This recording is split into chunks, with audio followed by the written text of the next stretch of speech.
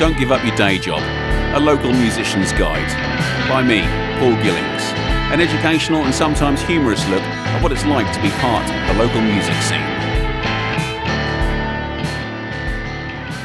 So welcome again to another Spotlight edition on Don't Give Up Your Day Job, the local musician's guide, my podcast talking about our local music scene. And I'm very glad to have another member of our scene opposite me, Mr. Graham Philliips, otherwise known as Tupelo Lime. Hello, sir. Well, good evening. How are you doing? I'm all right, mate. How are you? Yeah, I'm loving this. He's looking relaxed. He's in the leather armchair. Yeah, I'm in the leather armchair. I got a coffee. Life is good. It is, isn't it? It's been a lovely warm day, Yeah, and usually I bring my guests in on a Saturday or Sunday afternoon to cook them in this room. But we're quite chilled, aren't we, mate? Yeah, this is very chilled out. This is cool. This is my little music room. This is a very cool space. Everyone should have a space like this who's a musician. This is cool. Definitely. So, Graham, I normally ask people how we know each other, and to be quite honest, I'm a bit miffed that we already don't, being probably the only two blues men in Lowestoft. I'm sure there are others hiding under there, but yeah. I also ask people how we know each other now. I first saw you because I think we got played on the same blues radio show somewhere, and I followed your link back because I normally like to keep up with other artists as much as I possibly can, but especially some that interest me, and I like you looked cool and I liked the track, and I traced you back and it was like, he's in Lowestoft. Yeah. And there he is. Yeah, it's interesting, isn't it? Yeah. And I think partly it's because, as you say, I do more. You do much more authentic blues and roots blues, and I do more roots Americana, which has a blues influence. I think some people might say it's splitting hairs, but I know what you mean. Exactly. Because within genres there are subgenres, right? Exactly. And I think certainly lately, it's been, if you're a gigging touring musician and you're out there and trying to put yourself out there, actually connecting with people can be really hard sometimes because you're spending your time trying to promote what you do. And although I used to go to other gigs, and I'm sure I saw you somewhere at some point do something, maybe at First Light, the first year they had it. I don't know if I played the first year. Danny and I played the second year. When it was it the second year? I knew I'd seen you there somewhere among 10,000 other people. So it's really difficult to hook up. And so I think one of the things that's happened post-pandemic is, especially here, where there has been this fragmented scene, I think people have really tried to hook up more. And so that's where this has come out. Well, we were just talking before we started recording about creating a scene, because you're involved in some quite awesome local projects with the local venue. We'll talk about that in a moment. So tell me musically what you're up to at the moment, because you've just got back from Germany. I just finished. Lowestoft man travels to Germany. News at 10. That never happens. Yeah, well, it was a bit of a punt, to be fair, because I'm on Twitch, which is a live streaming platform. I want to ask you about that in a bit as well, because you put out a post on the Lowestoft Music Scene Facebook page. It was very informative, so if I can get into that absolutely. And so live streaming for me is part of the future of how you make an income as a musician. Anyway, it turns out a lot of my followers are from Germany. Great. And one of them said, and she's become a big fan of mine, she promotes my stuff everywhere, said, why don't you come and play in Stuttgart? And I was like, where? And she set up a gig for me. And so on the back of that gig, then I set up another one, and busking as well. And so I went over and I said, I'm just going to give it and see what it's like, see what the audiences is like, see what they want, see how they react to the kind of stuff I do. One man in a J45 type thing. And went down really, really well. So I'm going to go back. That'll probably be 3 or 4 times a year now. Yeah, I'll go back and play there. Because again, we were talking just as I was making a coffee about it, because I've played over in Germany. It's probably the late 80s, early 90s, and I have a few friends. My friend Steve Baker is a superb harmonica player, and he's in a duo and part of a whole, I think they have Blues Culture is their band name, but there's a guy called Abby Wallenstein, and they're permanently on tour around Germany. Yeah. This is the blues and roots, sort of, harmonica and acoustic guitar. Yeah. And they're permanently gigging, mate. Absolutely. I mean, I was in this little bar called Zomthaler, which was just outside Stuttgart. And there were people there who were just digging this acoustic, they call it handmade music, no effects. I love that, yeah. Yeah, it's just an acoustic guitar and a microphone. And they were really digging it. And I was like, and then you start to build that energy. And then I got invited and I did a house party late at night. A couple of them were going Rammstein were playing the following day. yeah, they're on so they tour. were- Everyone's yeah. on tour at the moment. I Some know. friends of mine have gone to see the Eagles. Oh yeah, they were at Hyde so Park, jealous, weren't they? so jealous. And and they were holding this house party that was going to go on all night before Rammstein. And they invited me back to play there as well, and then so I got paid to do that as well. Fantastic. On top of that, and then so it was so I'm going back. Yeah, excellent, really mate, excellent. So we talk about the sort of differences between blues, roots, Americana, country, and there was one looking through your socials and your website. It was called Outlaw. Yeah, what kind of I music called is it Outlaw. Is that have you called it that? No, Outlaw's more a state of mind than a type of music. So Outlaw country was built by the big heavies of the day: Willie Nelson, Chris Christopherson, Johnny Cash, who were kept being told by their record labels to do sort of more mainstream pop music. Okay, yeah, And they were resisting it, so they all quit their labels and started doing independent stuff, so they could write and sing the kind of stuff they really wanted to play. And that was much more sort of real roots-based narrative tales and stories, not just a pop song about love and death and trailers. Yeah, it's very easy to slip in those, especially with Americana, to slip into those cliches of I don't know the cliches because I love those things. My problem is I don't always feel so incredibly, because I'm not American and having only visited there three times. I don't feel that I'm qualified to sing about those things. Oh yeah, but there's lots of great country music artists who are not. I mean, I happen to be an American, so yeah. There is a twang. There is a twang. I've lived here for so long. I grew up in Maryland. Oh, awesome. Okay. And but there's lots of non-American country artists. But country always has death, loss, addiction. I always say I write love songs for the afflicted and the addicted. I did wonder if those were personal journeys. Has there been addiction? Yeah, well, partly they are. Addicted to limes, maybe. No, I was addicted to a lot of things. Oh, really? In a previous life, yeah. It does feel like a previous life with those sorts of things, though, right? Exactly. And you have to compartmentalize it a little bit as well. But it's still good food for songs, right? Yeah, they're great food for songs, and the people I knew who my best friend out of high school, he was in a punk band called Flipper that was really big, and I did some touring with them at the time. And but he died live on stage of heroin overdose, and so I knew a lot of people who were addicts or who were living in poverty and all that kind of stuff, all that stuff that comes. It's not along glamorous, is it? That kind of rock and roll. I mean, I tried to sort of because I was in a band that toured about the thing. We used to get teenage drinking and stuff like that. But to me, the drug side of things never seemed very glamorous. It was never glamorous, but it was just there. Yeah. And so. It has informed my music a lot. So, but Americana is, it's just roots-based music. Right. It's a mixture of country, blues, folk, gospel sometimes. Gospel, yeah. A little bit of southern rock in there occasionally. It's just that sort of.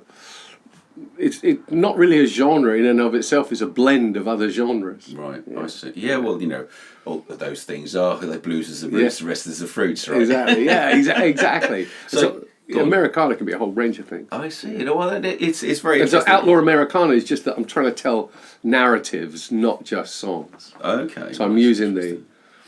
So is it almost like a folk? Because over here, I guess folk would be the thing for stories. Yeah. Is there an element of that in it too? Well, all country music has an element of folk in it, isn't it? If you think about American country music is American version of folk. Somewhere between folk and blues, right? Yeah, exactly. and so yes, it would be. I have played a number of folk clubs, and and it's considered by them to be. Americana is folk music by the folk people. Is considered to be blues music by the blues people. Sure. Country music by the country people. So yeah, I do get. It fascinates me, but at the same time, I find it frustrating with this obsession with. That compartmentalisation of people putting us into genres, especially with as a DIY musician, having to upload things onto these streaming platforms. What genre are you? Name three. Yeah. Well, I don't know if I fit just into three. To be honest, I know what I'm not. If you could say I'm not a pop artist, and I'm not hip hop, and it's not pop. So should we just define something by it isn't? But they want to fit you into this tiny little genre, and it's tough, isn't it? Yeah, but on the other hand, I don't really use Spotify much. I don't load onto Spotify. Where do you release your music? On Bandcamp. Okay, great. Yeah, because Bandcamp allows both streaming and also to sell your CD. Have they been taken over recently? Is something going on with that?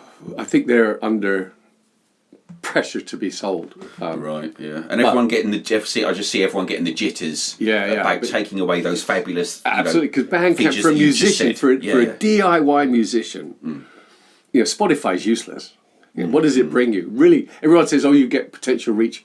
How many musicians get reach? That's the only reason I'm on there, because it seems like if you're not on there, you're nowhere. And that's kind of the falsehood that I attach myself to, with the hope that I might get seen and might get heard, because I'm not in it for the money, because I have a day job. Yeah. But then that in itself is a paradox, isn't it? Yeah, absolutely. But I just don't guide people towards Spotify. I say, if you want to listen to my tracks, I've got a website.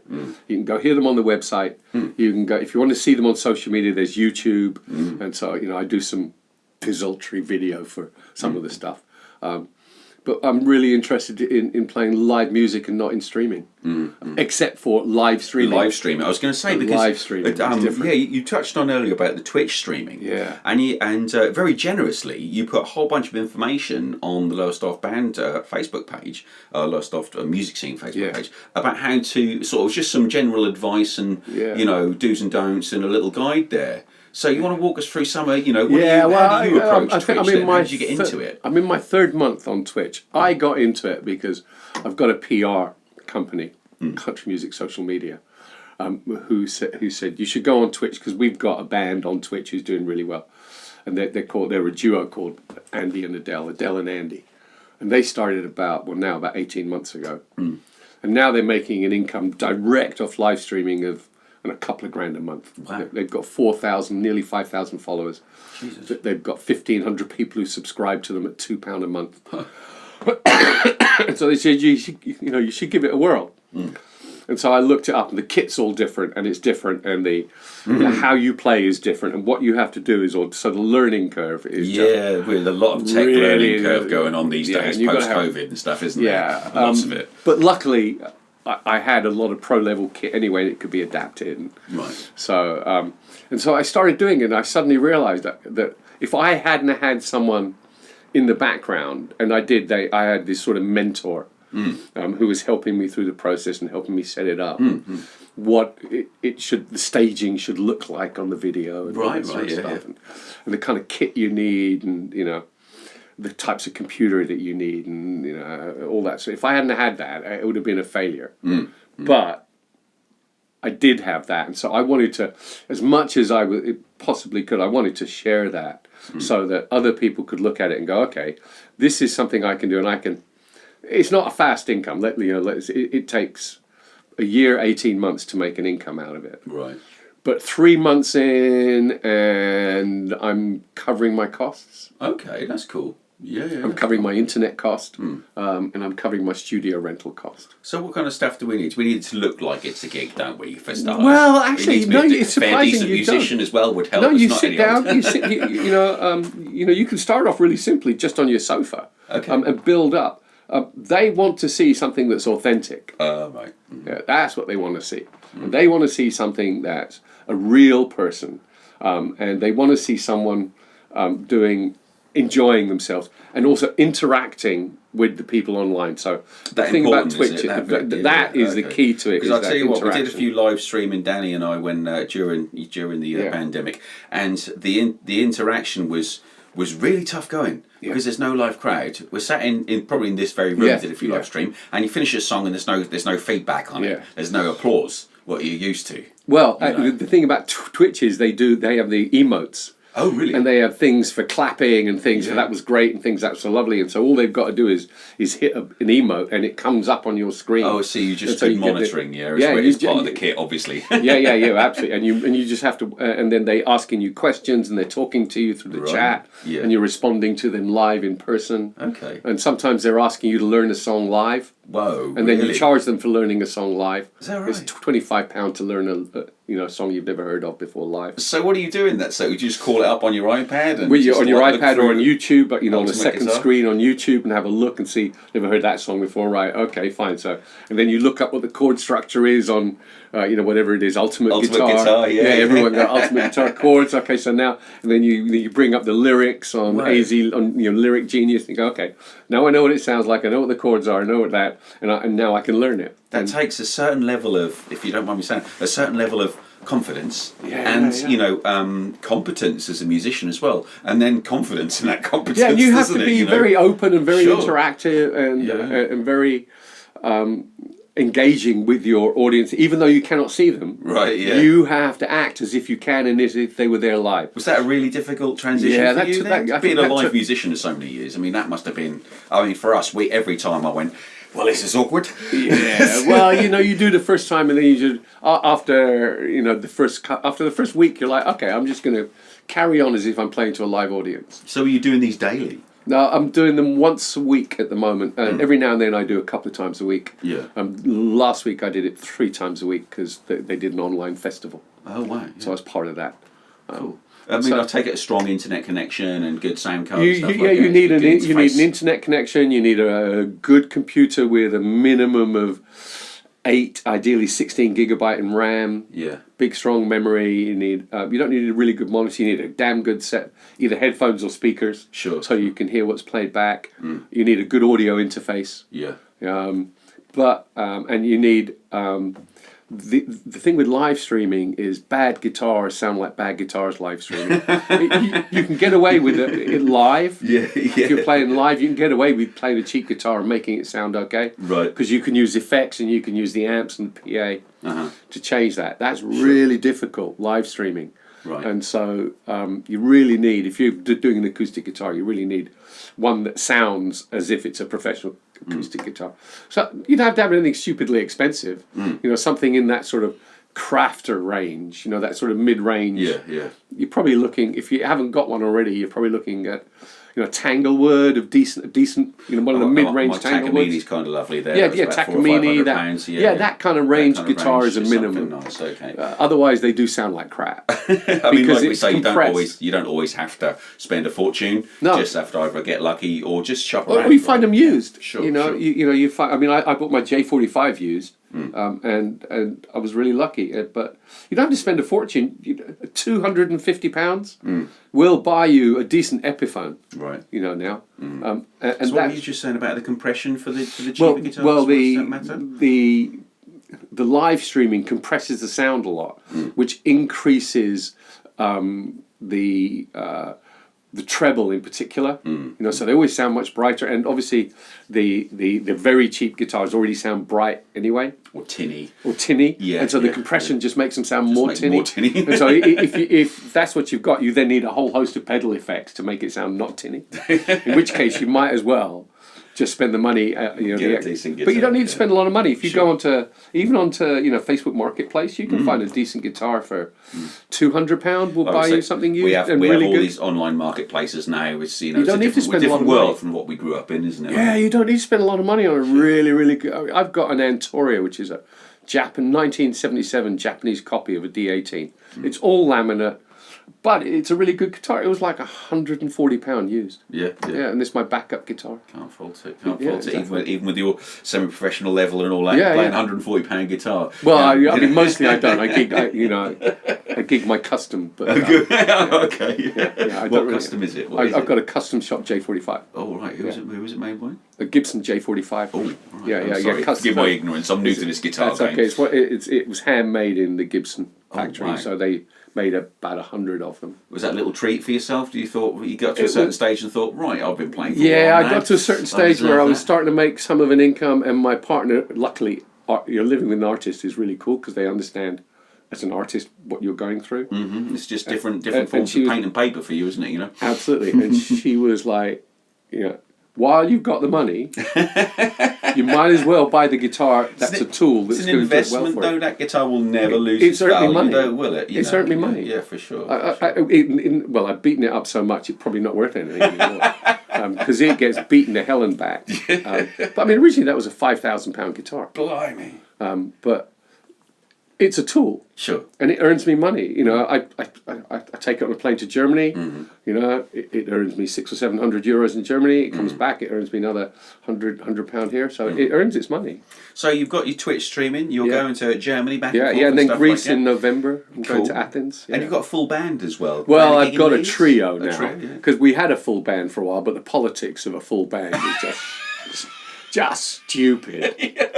I do have had some great discussions on this podcast about band politics. Yeah. It's one of my most controversial, but one of my kind of favourite subjects. Yeah. It's almost like some reality TV for me, Yeah. you know, whereby I love band politics, good, bad, or indifferent. It's just really interesting why 4 or 5 people, guys, whatever, would want to stand in a room for hours on end and then get in a van together and then go through these quite intense quite emotional situations of playing music and organised stuff and why we do it ourselves and each other, you know, but we can't get enough. No, and it was chaos and everyone wanted to go a slightly different direction, but we had a 6-piece band. We only put it together because I got offered a gig at the Half Moon in Putney opening for somebody who was launching a big album, Earl Slick, and they asked the guy who was promoting it had seen me play at Tennessee Fields and said, "Will you come and do a gig at this thing?" And I was like, "Yeah." He said, "But can you do something a bit more rock?" And I was like,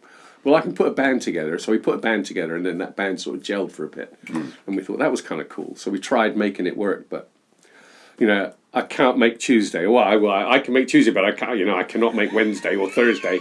I cannot do Sunday at 3, but I could do it at 6. No, I can't do 6 on a Sunday. I need to be finished by 5. It's like, right, okay. So we sort of, everybody sort of fell away, kept in touch, but fell away. WhatsApp groups seem to make that worse as well, don't they? It's just terrible. Like an endless stream of people chipping in about, you know, I've got one going on at the minute with a I'm playing sort of I'm learning guitar at the moment, and I've joined a little covers band to try and get my chops up, and but just you know just to you know sharpen and play live and stuff, and the discussions about the song choice. Go on, literally. All day. I know. And my phone is ping, ping, ping, ping, ping, ping. My wife go, "Who is pinging you, man?" This band members. I know exactly. Jesus. I know exactly. We should do this. No, we should do that. We shouldn't do that at all. I can't do the guitar solo for that. Well, I have tried the bass bit, and it's in drop D, but I haven't got this. Exactly. So we gave all that up, and now I've got a. I call it my sometimes band. I've got a Claire, who is an amazing multi-instrumentalist, who's a keyboard player, sax, and recorder and flute player. Blimey. And she's awesome. Clever sod. She's really good, classically trained, brings a whole different sound when we play together. Yeah. And Phil, who does the backup rhythm guitar, so when I'm singing I don't have to worry. And he does some of the lead stuff, so I have to worry about playing lead and singing and trying to do all the stuff at the same time. So you've got your gigs all over. Do you have a PR and manager for this kind of thing? I don't have a manager yet. I'm not at that stage. I think bands make. I've been watching a few bands who go, "Oh, we need a manager," and you don't, because manager. How do we find? Somebody posted the other day. How do I find a manager? You don't. They find you. They find you. I have when you have got to the right space at the right time, when you can sell out your hometown on a regular basis, is that the sort of litmus test for you then? I think so. You have to be able to sell out. A manager makes their money on commission. It's not worth their doing it if you do a gig and they're going to make 10 quid because you only drew 10 people. Right. So you would advise anyone looking for a band out there to go, hold your horses, they'll find you. Get your level A PR company is really cool, but you've got to pay them. Yeah, that's what I find. Yeah, I pay my PR company. Scratch the surface of these bands doing well, these blues acts doing well. I mean, one of the reasons I looked through the list of other people on a radio station was to discover other pods, and the other is just to see how they're doing it. Yeah. And then you go to like Noble PR or this, that and the other, and you go to their website, our packages start at £2,000 or this, that and the other. It's like, whoa, but they're getting these people results, right? Is that absolutely is that a sort of replacement for a record company? No, it's not replacement for a record company, but it's the route to getting you management. Right. Okay. And so I pay a PR company. It's a stupid sum of money each year, but they give me results that make it worth everywhere. it. Yeah. And besides, I think the key thing is if you're an independent musician, even semi-professional, you need to register as a business as being self-employed musician, because once you do that, all these expenses come off if you've got a day job. Yeah. All these expenses come off your day job tax. And so your PR expenses, your guitar, your travelling costs, all of that, you get 25, 30% back, however much it is, I can't remember now, back from the taxman each year. Because they're an asset that you're using to absolutely, and so run you your write your business. guitar off as see. amortising your That's guitar. great advice. That is great advice. And People, I would recommend anyone who's trying to make an income one of the first things you do is register yourself as a self-employed business as an artist, in the music business. You leave it suitably vague so you can cover all sorts of shit along the way. And that then allows you to then say, okay, now I can actually pay a PR company because 20% of those expenses will come right off my tax. I'm paid for my day job. Okay, right. And so instead of £1,000, now it's going to cost me 800. But actually, I can get that each year. I can get that back off my tax. So eventually, it costs me nothing. Oh, this is fantastic insight, mate. Thank you. This is amazing. And so if you're going to be the whole point about being a DIY musician is you do it yourself. Yeah. You know, and then and so I print all my own CDs. Yeah. I do all the artwork for them, and I print that direct onto the CD. You have a great image, I have to say. I'm a graphic designer. You've got a great image. The sort of desert skull goes with the music. And so what is? I need to ask you while we're here and talk about image. Yeah. What is a Tupelo Lime? Well, Tupelo Lime is actually a tree. Tupelo. I'm pronouncing it badly as well. No, that's sorry. Tupelo Lime is actually a tree. Okay. So I wanted to do because America. My music is rooted in the South, basically. Sure. It's rooted in Appalachia. You mean South America, not like Southampton? No, I mean in the deep South of America. Of USA, not South America, but the deep South. Sorry, yeah. And not even south of England. It's rooted in Appalachia. Okay. In that stretch of land that runs from Maryland on down through the Virginias, the Carolinas, into Tennessee, Kentucky, Florida, all those areas you hear about of deep poverty and mining communities and all that sort of stuff. And that's where my music is rooted. Great. And so I wanted something that was rooted in there as a name. All the Tupelo, Mississippi being one of the home of blues music. Right. But I couldn't use all the variations of Tupelo Honey or Uncle Tupelo or any of those. And then I come across this thing that said Tupelo Lime is a tree that grows in the deep South in Florida. And I was like, that's a great name. So I just picked it and just used it. Yeah. And then now I use it as a stage name. And then my partner, because she's an artist, set my image up and said, this is what you should do. And then I went to a graphic designer, Joe Pluckrose, who's absolutely awesome, and said, I want you to do something with me around a skull. Here's a rough idea. And she produced all the graphics for everything I do now. So everything you see is down to her. And the actual image, again, if you're a DIY musician, A, you need to register as a business, and B, you need to invest in yourself. And if you're not prepared to spend money on your career and your investment, then you'll have a hard time making an income. Well, it's also, I think, with stuff like that, if you're not prepared to invest in you... Who's going to? Yeah, you're not really going to expect somebody else to, are you? Exactly. You've got to put your own money where your mouth is. Absolutely. How can you expect, I do think there's a strain of musicians that I know of, none of whom have been on this podcast, I have to say, but there's a strain of musicians I know of or have hung out with that expect to sort of, some record exec for Sony or something to be driving past... the rehearsal room in Lowestoft and go, watch that new sound, boy, watch that, boy, I'm going to make you a star, I'll take care of everything for you, boy, and it fucking isn't, is it? Have a cigar, boy. Make you a star, Yeah, exactly.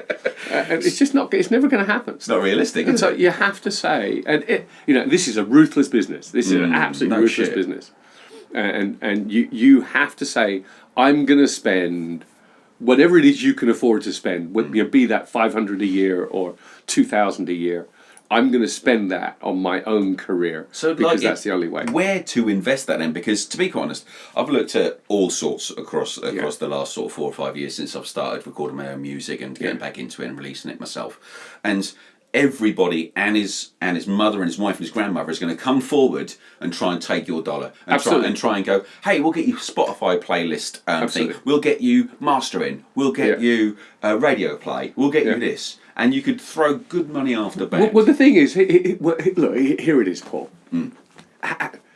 As a musician, as a DIY musician of no reputable note, which we all are. Let's be fair, right? That's why we're sat in my lounge at 6 o'clock exactly. on a Monday evening. Who are trying to make an income in this, at some level. how much does Spotify streaming actually get you? It really doesn't get you much at all. So that's a pointless investment for starters, Yeah, isn't it? exactly. If you can afford to spend the £19 in a year it costs on DistroKid, and you could throw it up, fine, and you do that. Bandcamp costs nothing for you as an artist. Yeah. Allows you to stream, allows people to stream 3 times or however many you set. And at that point, then they have to buy your CD. So they can sample it a couple of times. And Exactly. So I like this stuff. That's great. Yeah. Get your own CD cutter, so you can produce your own CDs at home. So you don't need to spend money doing that. Right. A PR company, it depends. For me, I was at the stage where it was worth it. Yeah. Because it increased my reach, and that was really good. Did you think that there was a point whereby you had to have, like, I don't know, maybe your image together or Yeah, or your at website the together point and you stuff suddenly like realise that I've got too much going on. that I need someone else to do that I task. need someone else to have a look at it and to do me stuff. They always say they can get you radio play. The fact is, they get you radio play on digital radio stations that reach about 3 people in Podunk, Cumbria, and sometimes that's okay. That's good for your social media because you feel like being played on the radio. Yeah. So that side is really, really good. But in terms of actually in investment, you're better off investing in good kit. And you're better off, and I'm going to say this because I know a lot of people do this, you're better off once you have got past the stage where you've gained confidence and you feel like you can play in public, you're better off not playing for free. Right. Because the big thing is, if somebody can see you playing for free and then a month later you're charging £7, why would they pay to see you when they know they can see you for free? Right. Because and everyone says, "Oh, you play for free because you get exposure." Okay, you might get exposure the first couple of times. After that, if you're playing around here, it's the same crowd who show up to the same free gigs pretty much all the time. So do you think, like, there's a couple of questions that spring to mind there? One is there a danger of saturation as a certain area? And the other one is, so for example, Danny and I had a plan where we would go, right, first year and a half, maybe even 2 years, we'll play for Nate. Absolutely. We'll play everywhere. Absolutely. Like year 3 starts back off. Now here we are, year 2. Yeah. And like I said to you earlier on, while we're making coffee, like this is the first year of my musical life, and that's 35 years, where I haven't had to go out and chase people down for gigs. They're chasing us. And we're getting paid as well. Yeah, exactly. So do you think there's any sway in that? I think, what do you think to I'm not saturation? against musicians playing for free. I know there's a whole thing. You can go on Facebook and you there's can argue. the whole discussions especially about people who pay for free. I think a lot of those arguments come from like the Cover Band Central site. There's Yes. a lot of American bands in there, Yes, exactly. and I think the gigging culture over there is very different. It I mean, is. correct me if I'm wrong. No, You've it done is. It's more very, than very I different. have. It is I get the very, impression very it's very different. But I'm not against people playing for free. What I think is silly though, if they keep playing for free and then expect people to pay to see them gig Right. in those same locations. Sure. Because you go and you play, I'm not picking out any bands in particular, but you go and you play the Brickmakers just off the top of my head, and you do a free entry gig. Yeah. And then 2 months later you go and you do a gig and you say it's £5 entry, and then no one shows up. You're like, well, they wouldn't, would they? Because they've just seen you They've play just for seen free, you there, yeah. and they know you're going to play for free again. Again, eventually, yeah. So there comes a point at which, as a DIY musician who's trying to make it in a ruthless industry, you have to say, what I want to be able to do is pick and choose the gigs I play, and I want to get paid in order to do that. And I think if we had a culture here that encouraged that mindset here in this great little town, if we had that mindset here, I think we'd all actually get on. Well, that's the thing. and That's the thing of improve having a a lot scene, better. and we talked about that Yeah. earlier as well, didn't we? Before air, I said we need to save it Yeah. because it just flowed Yeah, out of yeah. me. Mate. But it's about creating a scene and getting places where people know that they're going for regular music. Oh, let's go down the so and so. exactly. They have music there every Friday, which is Exactly. what you're trying to do with, or what you are doing. Yeah. Excuse me, is with the Lake Lothian pub. Yeah. And I'll talk about that in a second. But what I was, I forgot my train of thought now. But it was No, basically, it's about creating a scene. Yeah, and I think that we talk about the music industry being very cutthroat, and I think it doesn't have to be on the local circuit, does it? No. Out there in a big wide world, it really is. It's No. friggin' evil, but it doesn't have to be round here. No, You know, it doesn't have to be. And I think there is a level here. There are those distinct levels in there. There's that open mic and the first couple of years of music career level. Sure. And And we should all be supporting all Good of those. grassroots, good, Absolutely, isn't it? absolutely. It is grassroots. That is the Sunday League football. I mean, I was music, at Isaac Lister's open mic, last night, and there was a young girl playing, and I don't know how she was really young, in her very early teens, and she was awesome. And you could look at her and go, actually, 5 years from now, she's going to be gigging. Yeah. And that is awesome. Well, that's the thing with these places. It gives you a chance to test your... Absolutely. Test gain your confidence. I mean, and I still go and play at open mics, just to try out new songs. Yeah. To, like, as I say, I'm learning the guitar. Absolutely. To play bad guitar in front of people. I just try them out in front of paying audiences. So I don't. Actually, I use live streaming.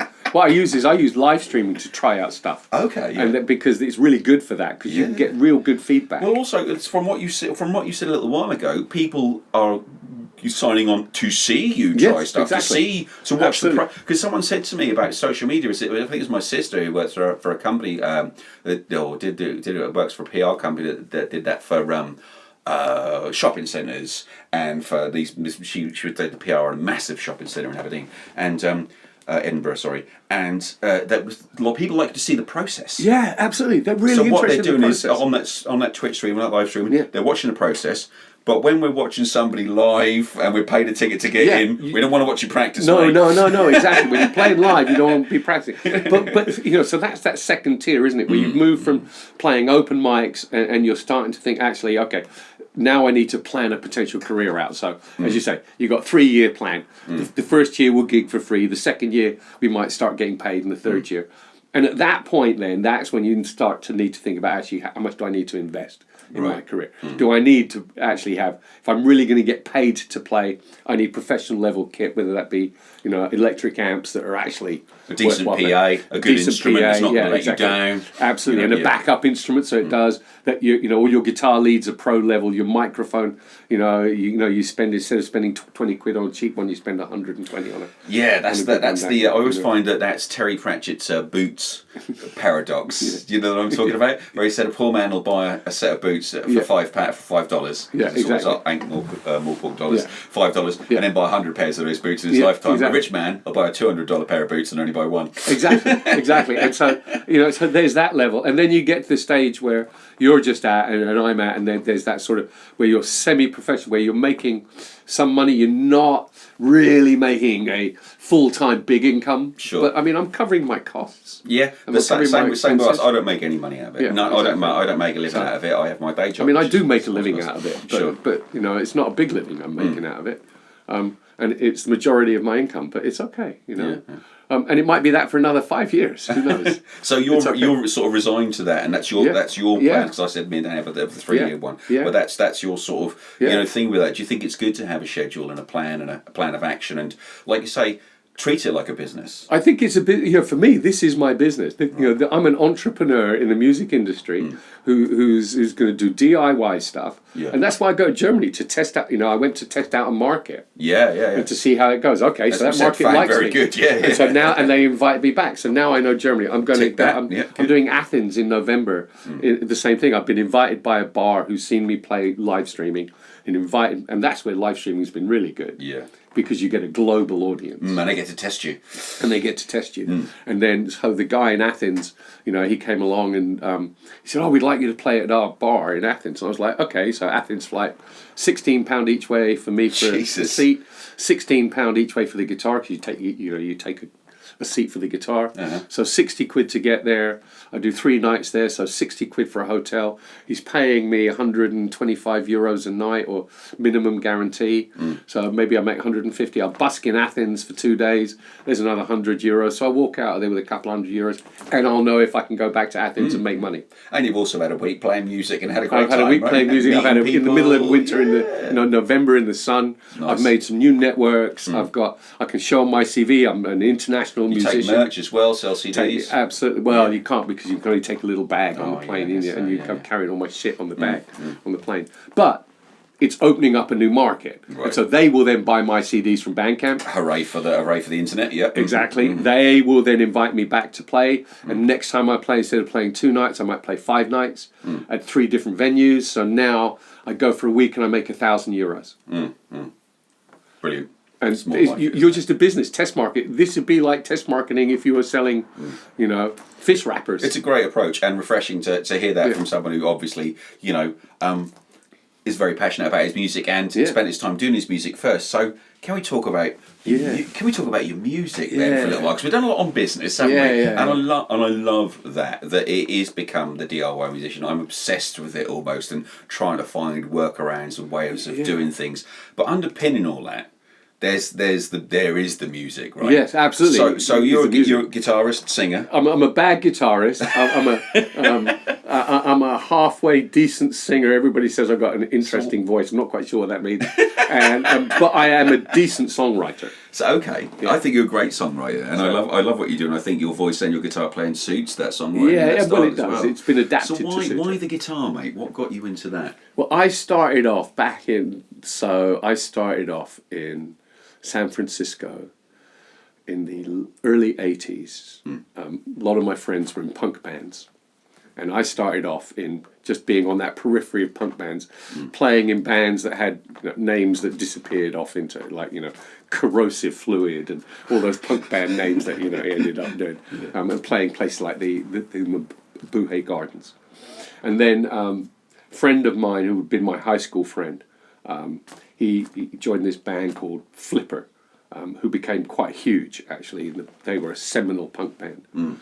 And they went on tour, and they asked me along to come on tour because I could sort of play guitar-ish. And they just needed someone back up on stage, so they had another guitar so where did you get your first guitar? Who got you that? Yeah, well, I bought that from a pawn shop for about $25, and it was some unknown brand at the time. It was an absolute piece of crap, but it was a punk band, and nobody Didn't cared. matter, yeah. Did you have lessons, or did you work No, out I never had lessons. No? I just learned as I went from people who were playing, and we were lucky in that the second half of that tour, they supported the Dead Kennedys. Oh, wow. Who were really big at that time, of course.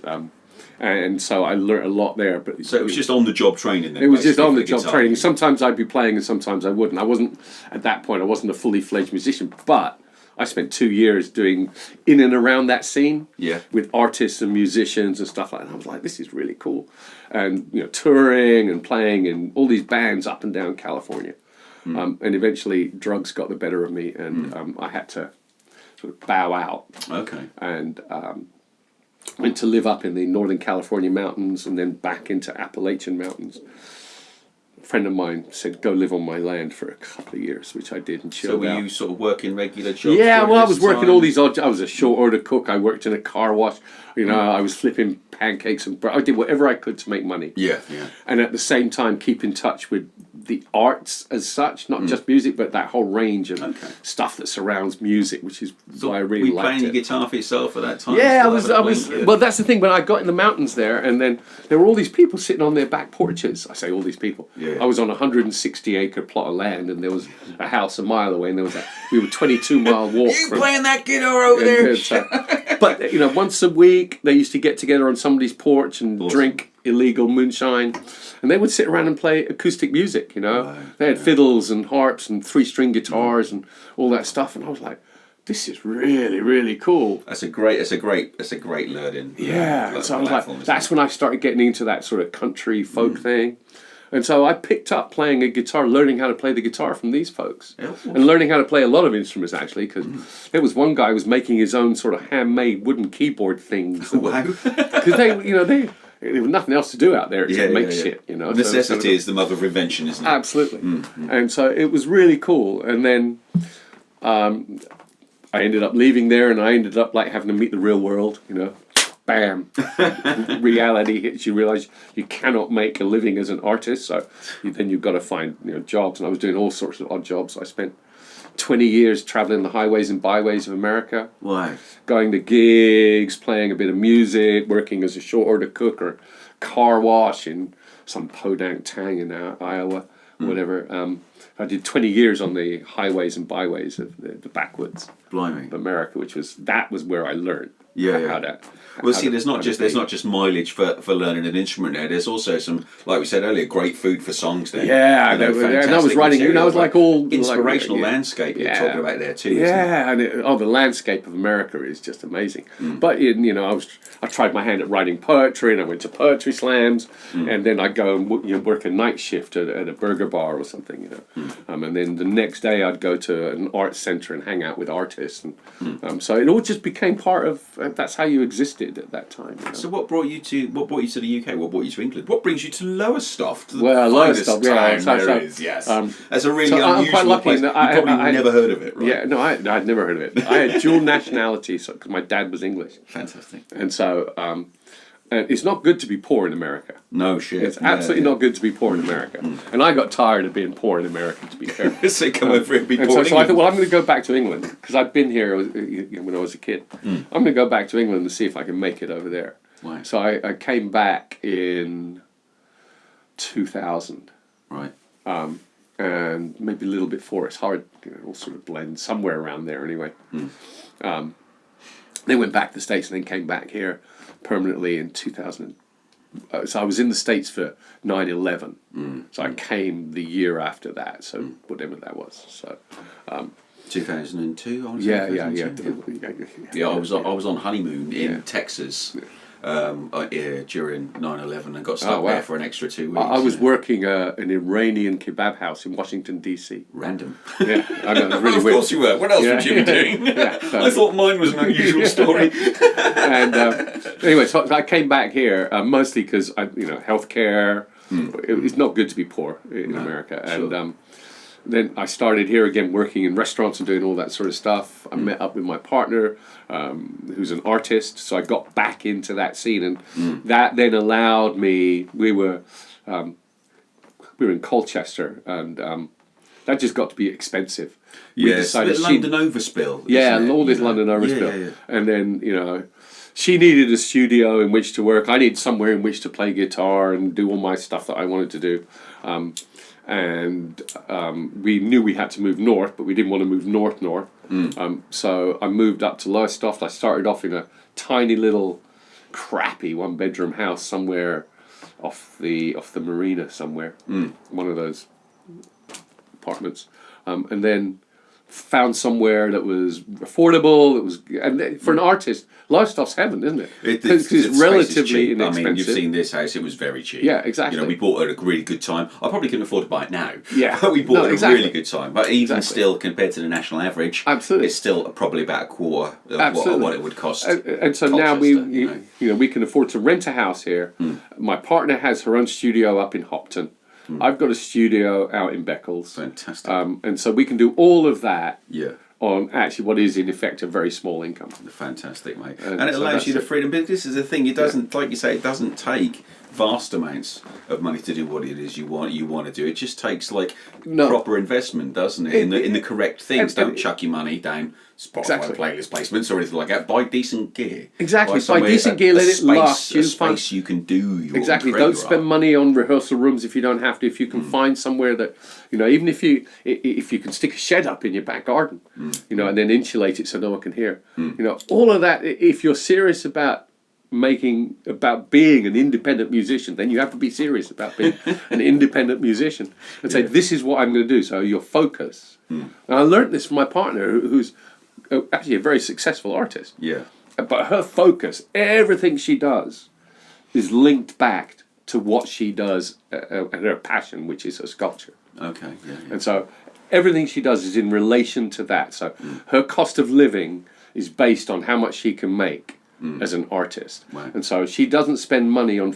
She does spend money on frivolous stuff, but only if she knows she can make the income. Sure, yeah. And that so I learned set a lot aside to be thrown away kind of thing. Exactly. And I think as musicians and as a community, we need to learn... Maybe we need to share stuff even and go, look...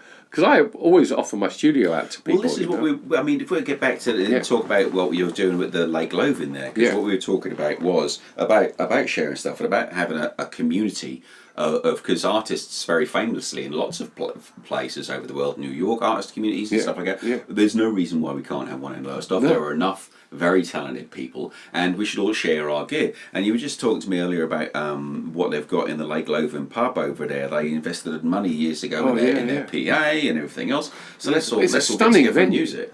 Absolute stunning. So what's going venue. on down there, mate? What are we doing? So- Because so- you've booked us, Danny and I, in for Yeah, a slot as well, yeah, haven't you? so- Looking forward to that. I've been having conversations with them since pre-COVID, because I live right opposite them. So, Handy. and very handy. And I would love to have a music venue right outside my back door. That would be for me. But when you're not playing there, you can just stick your head out the window and listen. Yeah, right? well, they've got a beer garden in the back, and even just be able to wander over, have a drink, and then stagger home, and not have to worry about how I'm going to get home. Fabulous. So, and they have a great setup. They've got a stage with full professional lighting. It's got theatre style lighting. Wow. They've got stage boxes for inputs already built in. They've got a really good PA system. They've got a very high quality speaker system, including subs and all that stuff. All built in, all good to go, all pre-wired. Amazing. It's all you got to do literally is hook your DI box into a plug and you can play. So you've not got to bring as a musician, you've not got to bring your own PA if No. you're gigging there or anything. No, It's all exactly. good to go. Fantastic. No. So they have an in-house sound engineer, or is that becoming you? No, well, so it was a bit of a mess when we first looked at it. But I spoke with Pete Lister, who runs Lister Guitar. So I've got to say, he's wonderful. Lovely guy. Yeah. Lovely guy. He actually did the job on my Takamine. Yeah, he's really good. And he had helped set it up originally, like many years ago. So I asked him if he'd come and just, because we couldn't get a sound out of it. And tell he us came what's down, going he on, sorted it yeah. out, and he sorted it all out, sorted out the wiring, said, we marked everything, put labels and everything, so now we go, you switch it on, hit the volume lever, and it's good to go. Fantastic. And so what we're trying to do there, so I had a conversation with them, Lake Loading, and they're not known for live music, I think would be a fair statement to make. They're known for karaoke and for DJs and stuff Sure, like that, yeah, and they yeah. get quite an interesting crowd. Yes. I haven't been, like we said Yeah. earlier, I haven't been for But- a few years for those very reasons. But we said, if you have regular and consistent amounts Exactly. of music on, people will know it for And that. so that's what I said to them. And the I said, reputation changes. I'll come and play, because they asked me if I'd come and gig there. I said, I'll come and play, but this is the deal. I want to do a regular residency here. So that's like once a month Yep. for a year, because it'll take that long to build an Which audience. is the here. consistency we're talking about. People Exactly. will go, oh, Tupelo Lime's playing down there. Let's go. Or everybody, Yeah. anybody, and I didn't want it to make that about me. So what we've done is, I decided to do, and I raised it. I said, look, I'm happy to gig, but I want to bring on every time we play. I want to bring on another local band who needs the exposure. That's a really, really generous attitude bring that them will, I hope, be another step towards creating a I hope community so. around here. We need more big things and so like what that. I've done Share this is to stuff. start with, because if we get back to, you shouldn't play for free once you start making money. What I said is that, okay, so this is free, but we're going to run this on a donation, what you can entry. So what we'll do is we'll try and encourage people to get used to paying to see live music and to Because support the for live music British, scene. if I guess for a British crowd, it's a big statement from go on. Yeah. Well, the bar will pay the band. Exactly. To the American culture is, whereby a friend of mine says he plays harmonica and he says if he plays one particular song, Yeah. that's a $10 song. Yeah, exactly. Absolutely. The tip that goes to Joel go, hey man, that solo was $10. Absolutely, absolutely, and I think that's the attitude we have to build it. That's what I'm trying to build there, is to get the audience used to paying to see live music. Because if they don't support live music as an audience, live music here won't happen, Yeah. because it'll always be free. Sure. So what you have to do is encourage them to say, it's okay if you come in and you like what you hear. It's okay to put £1 or a 5 or a 10 or whatever you want, Whatever or you 50p, feel- however you whatever feel you can emotionally afford to charged to pay. give- yeah, yeah. Well, whatever you can afford to pay. I'm not telling you how much it's worth. Right. What I'm telling you is it's worth what you think you should be paying. Wow, yeah, cool. And therefore, you should be paying even the unknown bands who you think are good. Why not support them so that they can go out and get better kit and they can afford to buy that decent microphone so the next time you go hear them play, they sound better. I'll tell you what, All I that sort of stuff. do love latching on to a band or any artists, especially local guys, and watching them progress. Yeah, absolutely. There's a young lad plays at Tony Graham's ones over at Bar 1 in Galston. And there's a young lad playing there. And the first time I saw him at some point late last year, barely string 2 chords together. He got up and played, not fantastically, but he got up and played 6 songs from beginning to end. Yeah. I was like, this is great, bro. I can't absolutely. wait to see what he does next time. But you've got to bring the audience with you, haven't you? You know, this, and if you're going to create a community, the audience is part of that community. Yeah.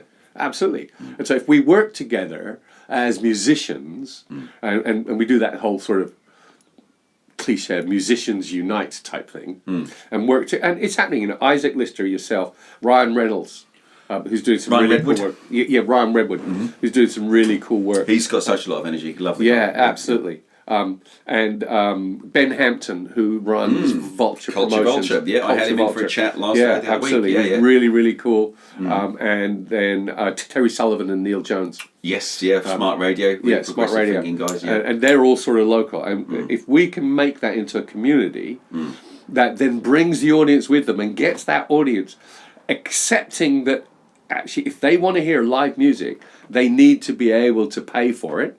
Because musicians need supporting just as much as the bartender needs supporting. Yeah, you know. And if you want your bar to exist, you need to support and go buy beer. Yeah. If you want your bands to exist, heck, there was somebody who posted the other day about First Light saying, "Why don't we get any really good bands playing on the front?" And it's like, well, you know what? It triggered him. Yeah, I'm not surprised. Exactly, I'm not surprised.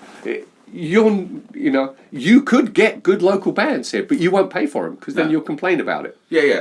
That was it. It was there was a guy saying, and I only saw it because Ryan reposted it and showed it to us. There was a guy saying, no disrespect to the bands, but there was nothing that there was no. If you'd got a bunch of covers band, we could have all had a dance and we could have all done this. Well, my argument today is, yes, exactly what you just said, 1,000,000% what you just said, but also, those songs were original somewhere. Yes, exactly. And they were once played somewhere when no one had heard of them. Absolutely. And what else is a festival, especially of local performing arts, but a breeding ground for that kind of talent? Absolutely. Where you can say, how many people do you know, and you must do because I get it all the time, who will tell you and can't wait to tell you that they saw either Led Zeppelin, AC/DC, stuff like that. I saw them in a pub in Soho when they were nobody. They played to 5 people and the dog. Absolutely. People love those stories. Absolutely they do. And we need to encourage that here to get people understanding.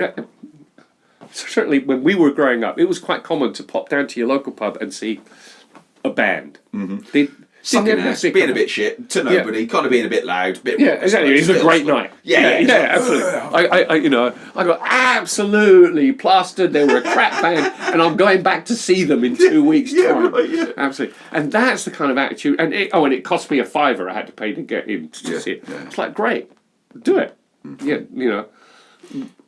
And then the other thing we have to do is get because the bars here are really bad at doing promotion work. There seems to be a big fight between it's up to the band to do the promotion and the bands. I have no bands to say, it's up to the venue. Yeah, it's up to the venue. And I've had this discussion with other pods on a podcast in the past, and it's got to be up to both. Yeah, absolutely. Got to be 50-50. So what I've started to do... qualms about doing promo, and I know you don't either. No. You do it all the time. And it's another thing we talked about, before we came on. It's like we need... The promo is all... And you said the absolute golden words. I nearly spend more time doing that than I do on my actual bloody music. Absolutely I do. And for the stuff at Lake Lothing... I don't think that. I think they put them up. I said I actually take that image that's on Facebook of the dust and your motorcycle outside the thing or whatever, and I actually have a poster made, a big A5 size poster made, or was it A3? That was not A5. That's only A3. 148.5 by 210. You don't want that. No, A3, big A3 poster made, and I give them a copy of it. And then I keep one. It costs I don't know about £2.50 to have one. Well, with digital printing these days, you can get it off next day. Digital presses everywhere. Exactly. I send it off, and I think I pay £7 for 3 copies Solo of that. Press or something like that. Something Solo like Press, that. Exactly. Vistaprint do those. Exactly. And it comes back. It's not the world's best quality, but it's better than nothing. Well, it's got to be better than the stuff that when you and I were boys that we were putting around on lampposts or wherever. It's exactly that. Sticking in the back of the cars or whatever. And so by doing that, I'm hoping that they start to learn that they need to do the promo as well. But I still, as a DIY musician, if this is your business, then you will do the promotion regardless. All you can do is hope that eventually the bars come along and help you do the promotion stuff. The Late Loathing, she's not too bad. Linda Barnard, who every time she's got someone, she's posting it all over social media. Great. And so they're really good at that. But she's really good at that. And she's the one who's trying to get live music there on a regular basis. And I think if they can do that, there's a limited number of music venues here. There really in is, fact, there's about 3 that I can think of in reality. The Triangle, the Mariners. So these, when you say music venues, you say venues that are well known for having regular bands of music. Exactly. Yeah, and the Stanford Arms is starting to come along slowly. Yeah. And then the Late Loathing will be one. And I think the Late Loathing probably has the best setup, if you like, because it's actually a setup rather than just a band standing in the corner. Exactly. So I think if we can build that arena where you've got 5 or 6 venues that play live music that people will go to hear live music because there is music going on. Music fix. It's Friday. Exactly. There'll be Friday. Every other Friday it's here, and every other Friday it's there. Yeah, there'll be every other Friday it's there. Down there. Yeah. Exactly. And you go every Friday night. I know there's a band playing somewhere in Lowestoft. I mean, I might have I missed you, but you might have had a bunch of people talk about it. We had the brewery. Yes, and exactly. I harp on about this venue a lot. I know I do, and for the younger generation, it's probably boring that old bastard's gone about that venue anymore. But like I kept saying, Friday evening, Saturday night, Sunday afternoon. Yeah, exactly. There's going to be music on in there. There's going to be other people that like live music too. Absolutely. Which are the best kind of people to hang out with. Absolutely.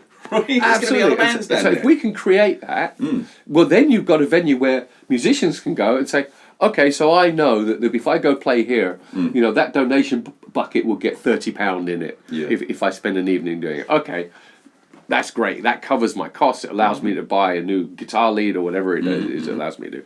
If we can do that at every bar and the bands start to move around every bar, all of a sudden you've got Lowestoft is a music town. I don't think it's out of reach. There's so many talented bods in this town. Yeah, there's artists. If you look at the stuff that's happened to Lowestoft over, I've been here 6 years, I think now, and there's absolutely a community of artists growing here across the board, from digital graphic artists to musicians to painters to sculptors and crafters who are moving here because it's relatively inexpensive, and so there's that community that's here that is burgeoning and growing, and if we can tap into being part of that, For sure.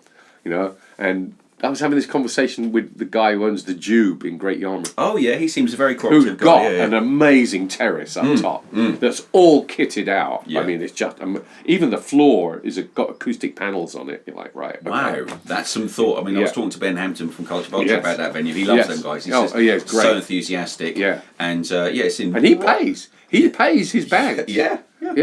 He's happy to pay his bands. He paid us to go play when there were 4 people there. He paid us the full amount. Fantastic. That he'd promised us, and that is the kind of venue you want. But that's an investment in the future of having absolutely. a live music venue and in the musicians that attend it. Because you're going to go, as we're going to, and we do talk to other musicians, although sometimes through gritted teeth, but until we get the community going, that kind of, and I want to get onto that in a minute, that why we want to slit each other's throats, I don't understand. I kind of do, I do, but I don't. Yeah. But you're going to go and say, mate, play at this venue. It's bloody great. Absolutely. Or you want my mate so-and-so playing here because he's good and he'd appreciate a runner as well. Absolutely. So it spreads, doesn't it? And he's got a ballroom that's kitted out, holds about 300 people. Wow.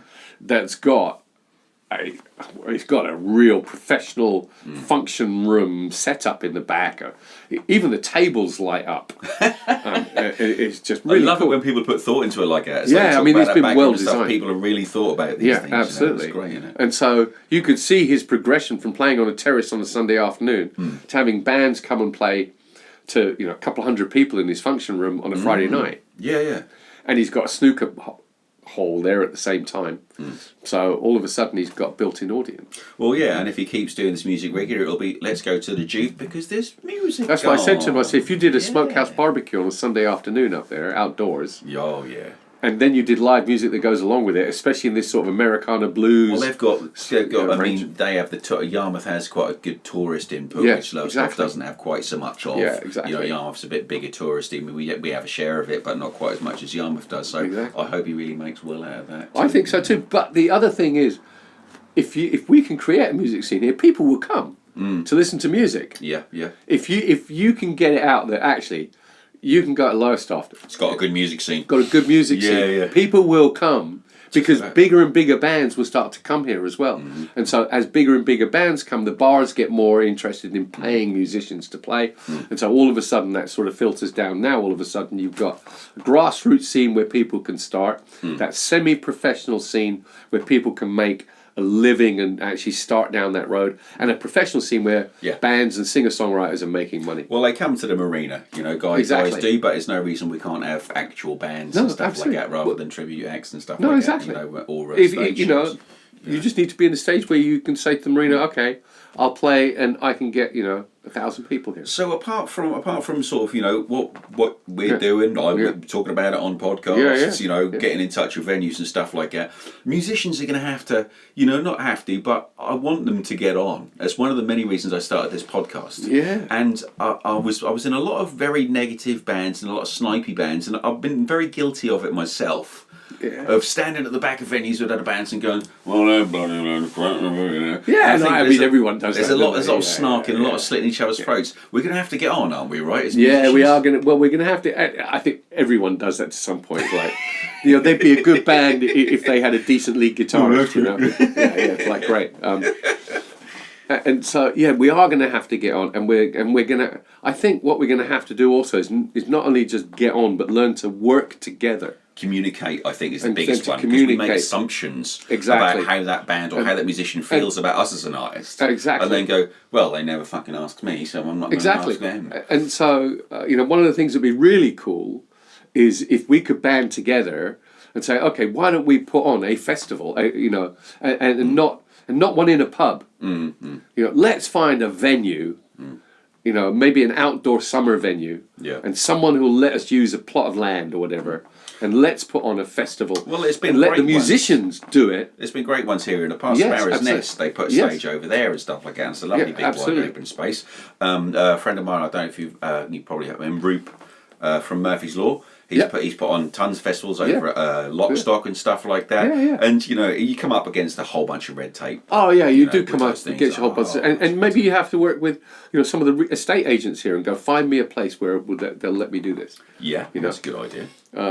And because I was having a chat with Danny Steele over at Steele and Co, the real estate agency and commercial, because my partner rents a studio through him, and I said, is it possible to find like a warehouse space that is maybe up for sale but isn't going to sell, that will let us put on? What a great idea. That's a fabulous idea.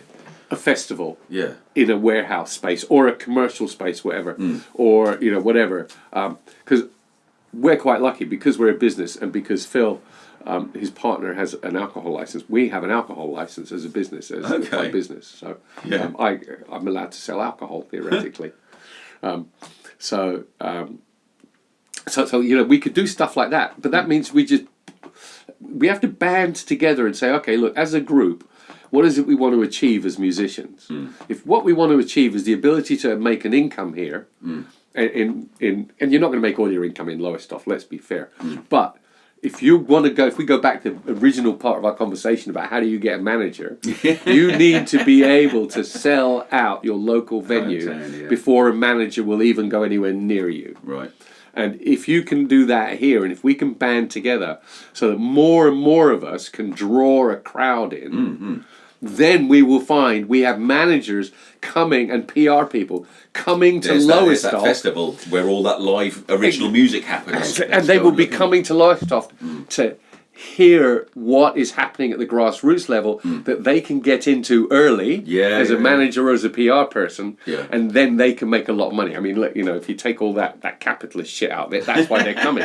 The music industry is a shitty industry for one reason, because artists aren't always in it for the money, but the people that run these things always are. Yeah, absolutely. And so if you can get that going as a community, so that actually, somebody in London goes, once a month I'm going to go up to Lowestoft on a Friday night because I know there's a great music scene in Lowestoft.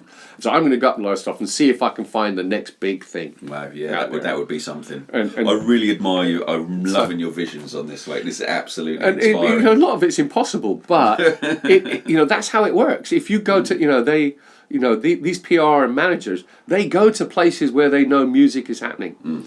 Now, primarily they go to London, but they also go to Birmingham and to the UEA stages at Norwich, because that's how Wolf Alice got found. Right. And look at Wolf Alice now; they're enormous, sure. based in Los Angeles and headlining one of the stages in Glastonbury. I'm trying to convince Millie Manders from Millie Manders Yeah, Shut Up exactly. and they're doing great guns. Just exactly. feature tour, Norwich-based bods, Absolutely, and they get, because people go to UEA and to Norwich because they know there's good music, so the management goes there to see what is happening. Yeah. And then they hear a good band and go, right, I'm going to have you. And if we can do that here, because there's nothing else south of here. There's no big burgeoning scene in Colchester. There's nothing happening in Ipswich of any great note. There really isn't. No. So and we are really only a couple of hours from London. Yeah, for sure. Yeah. Norwich seems to have quite a good scene. I'm not sure what the original scene is like over there, but it's a cover scene in Norwich, to be fair. But UEA has a good original scene, and that's where all these PR people, managers, are going to check out new bands. Yeah, I mean, I've got folders of back in the 90s and late 90s and mid 90s of the bands that would visit there that are now all coming back on nostalgia tours. Oh, absolutely. 90s nostalgia tours. They're all coming and you back look who's playing at the waterfront sometimes, you think that's a big name playing at the waterfront. Yeah, right, yeah. And so, but if we can build that by working together, then we can build it ourselves, and we can stay independent and still have a path to a career making music. And that's the key. Got to be the key piece, isn't it? What's the path that allows you to say, okay, I can either work part-time. I mean, I have a part-time day job, so so I don't earn a full-time income. So, but what allows me to have a part-time day job and a full-time musician job? Yeah, sure. Yeah. I would like the balance to be flipped the other way, because I have a full-time day job and a part-time musicianship, and I would like to turn that on its head so that I did part-time, a bit of design here and there, and a full-time musician. But mate, I'm loving this sort of yours, the passion for, and I think this what our scene needs is about 20 of people like yourself. Well, and Isaac Lister. Isaac and Ryan and Ryan Redwood and yourself. And and then okay, so now we've got 5 of us. Marty Mayhem as well, who's really interested in that sort of thing. Peach. John Peach, who's actually playing. He's opening for us next week on Friday. I love John. Absolutely. John. But what's next for you musically then, personally? What's in the future for you as far as your own music goes? Well, that's really interesting. So I set up a company called Bald Eagle Arts, and I wasn't quite sure why I wanted to set it up, but I wanted it to be sort of some sort of entertainment type, almost a PR company, right? And to bring on a bit. Actually, Ben Hampton actually has beat me to it a bit. Is it like Culture Vulture? Yeah. There's a bald bird in there. Yeah, exactly. There's a large bird of prey. I think stolen it. But for me, I think my future lies as a singer-songwriter, primarily as a songwriter who plays live. I think that's how I want to be, and so I want to continue expanding into Europe, into mainland Europe. I want to continue. To be fair, and to be quite honest, it's because the bars there pay more. But it's live music in the main for you, not necessarily working towards albums or anything like that. No, I've got and I know we all put out CDs, but in reality, how many CDs do you really sell?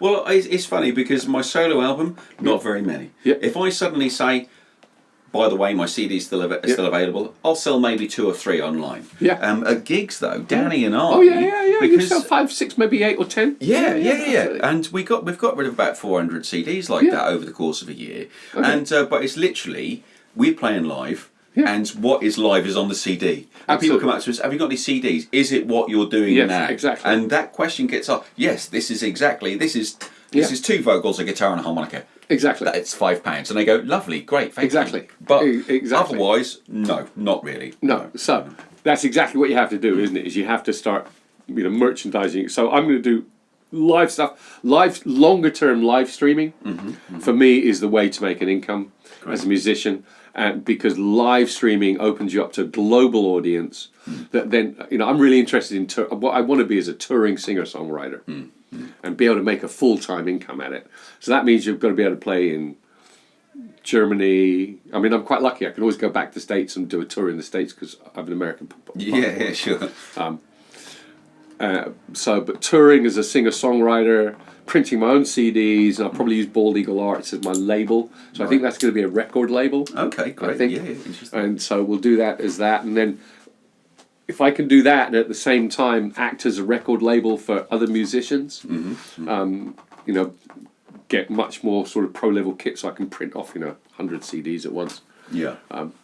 Do all that sort of stuff. But as a live musician, I love performing live. Fantastic. I think that's where it's at. It is totally where it's at. Absolutely. And you still get that stage fright, that first chord you hit, you're like, right, okay. It's interesting why we do it, isn't it? Because you think, this is terrifying. Yeah. Why am I doing this? All I want to do, the second about it, is run the other way. Exactly. Once you're up there, I don't want to absolutely. leave. After I hit that first chord, I'm all right. Yeah, I don't want to get down. No, I could exactly. be there all night. I mean, in Germany, I was playing 4-hour sets. Jesus. And I quite like that. I quite like playing those really long sets. Yeah. I had to introduce a few covers. Sure. But I've tried to pick some obscure covers, but also some stuff that people know. House the Rising Sun, I don't know, Helpless by Neil Young. I probably might, a couple of things. That allows me to do a 4-hour set. So I love doing a 4-hour set. Start at. That's the great thing about those German bars. They started late. They started at 9 live music. I think at Zomthaler the first night I finished at 1, and the second night, by the time I finished, it was 3 in the morning. Blimey. So it was 6 hours of playing music. It was great. I think I'll have to change my body clock before I start I had a into great that kind time. of thing. I had an absolute great time. I mean, a third of the time you're just spending chatting with people. Yeah. Because they want to know. You have a conversation with them about why you came to Germany and why you're doing in this little bar in the middle of Stuttgart somewhere. And one of the great dive bars in the world, by the way. It was absolutely amazing. My favourite was this one that, like we said earlier, that at the village or the little small town outside of Stuttgart, Trossingen, which is the Hohner stronghold. I've been there a few times, and they had an unbelievable bar there called the Alte Krug or Der Alte Krug, and it was this like split level bar. It was like from what I mean. Last time I went there I was 17, and the first time I think I was 14, and it just blew my mind of 4 levels all on these banisters of guys just drinking big steins and shouting at each other with big, and it was just like, my God, this is insane. But we did a set as a couple of young blues harmonicas, just acoustic blues harmonica, and they absolutely lapped it up. Oh, absolutely. I think if I was a young musician now, I would start, I think, and the other part of getting back to what do you have to do, I think we have to stretch and not look just here and say, let's gig round here. I think you have to look and say, look. I can't imagine you as a younger man with more energy. You've got so much energy now. I know, but I think what you have to do is say, it'd be great, for instance, if we could set up, a tour of Germany with local musicians, say a bit like they did with the Rolling Thunder tour and with other stuff that they did back in the 70s and 60s, where this was quite common,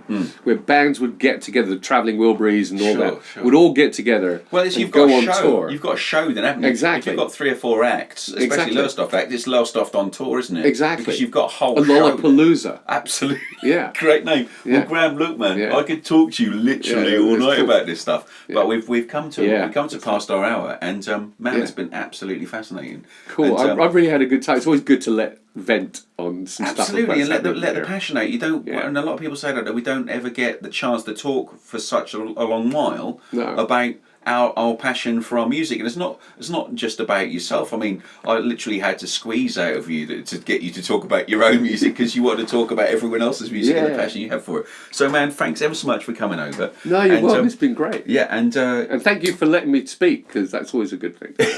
Yeah, I could have just done me and just spat all over it. But mate, I'll see you down Lake Loven in a couple of weeks, where I'll be set up playing absolutely. with my We could look forward to it. And we'll be doing much other things besides. I'm damn sure about now. Okay. All right, mate. Thanks ever so much. You're welcome.